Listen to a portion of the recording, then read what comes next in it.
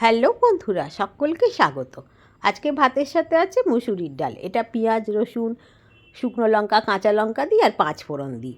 এটা হচ্ছে রুই মাছের রসা, আলু, পেঁয়াজ, রসুন, কাঁচা লঙ্কা আর নুন হলুদ দিয়ে তৈরি করা। এটা বেগুন ভাজা। এখানে আছে চিংড়ি মাছ দিয়ে শীষ পালংয়ের চচ্চড়ি। এইটা সব থেকে ভালো খেতে হয়। এটা দিয়েই সব ভাত খাওয়া হয়ে যায়, এত ভালো হয়। মশলা দিয়ে করি কিন্তু।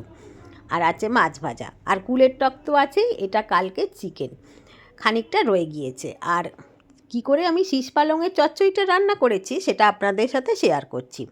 খুবই সুস্বাদু খেতে হয়। তো চলুন, প্রথমেই আমি সমস্ত আনাজ ভেজে নিয়েছি। তারপরে এখানে পেঁয়াজ, রসুন আর বাগদা চিংড়িগুলো দিয়ে একসাথে ভেজে নিচ্ছি। এবার শাকটা দিয়ে দিয়েছি। ভাজা আনাজগুলো দিয়ে একটু নুন, হলুদ আর শুকনো লঙ্কার গুঁড়ো দিয়ে গ্যাসটা আস্তে করে ঢাকা দিয়ে বসিয়ে রাখি। তারপর ঢাকা খুলে একটু ভাজা মশলা দিয়ে নেড়ে চেড়ে শুকনো করে নিলেই একদম